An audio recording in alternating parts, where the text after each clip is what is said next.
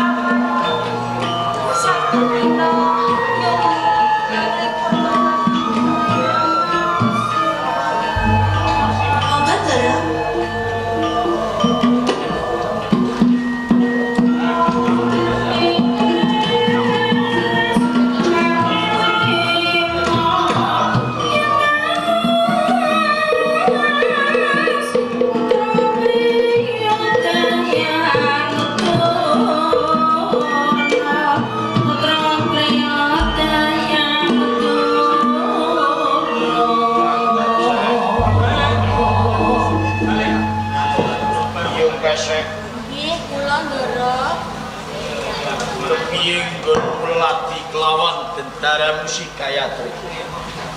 Nuwun pangapunten Ndara.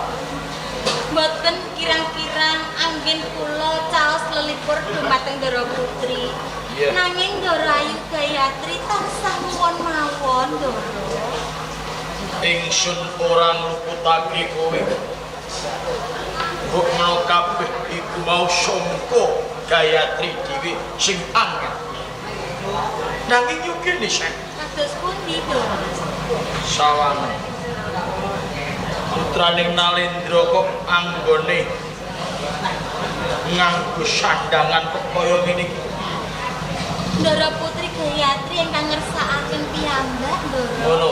Nggih. Wis kok wae maem. Sampun, nanging Ndara Putri mboten purun. Ya, Sek. Aku njaluk tulung coba aku ndutke banyu putih. Mbok menawa Gayatri raketan banyu putih dheweke setuju. Pestaken dawuh lho. Iya. Gayatri.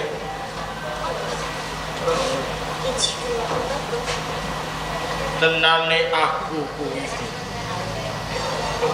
Wis pirang-pirang sasi kewapan ana ing Kraton Kediri. Nanging ya gene kok durung lejar penggalihmu.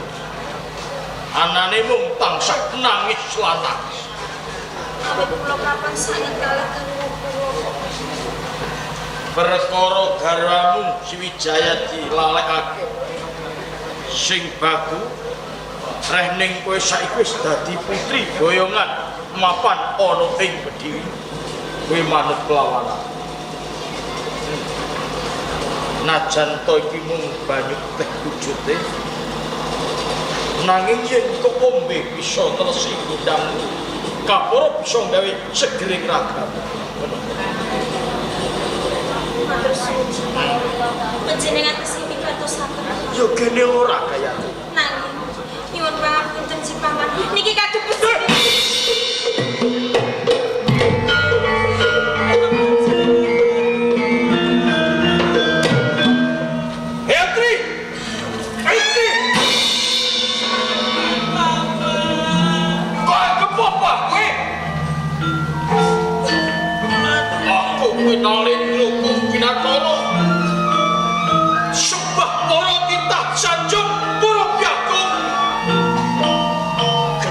cilik enom tuwa lanang wadon nyembah marang aku nanging yo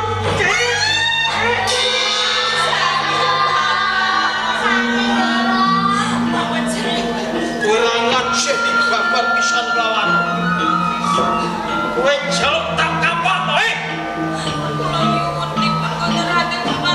to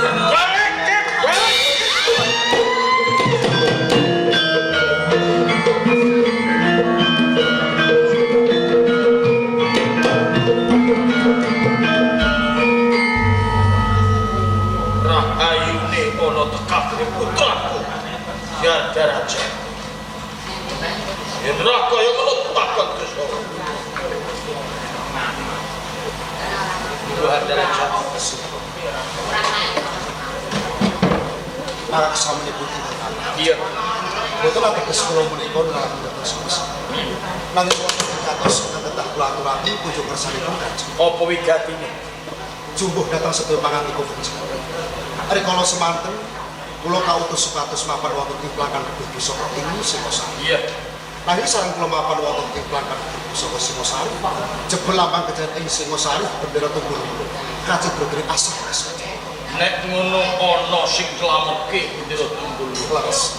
nanging ora sah sumelang saiki aja dikangelan tumapak ana ing desa Karangpandan ketemu kelawan Persitejo Teluh nyoro widakake ana ngendi papan duning bendera tunggul Namun sedika dawuh Kanjeng.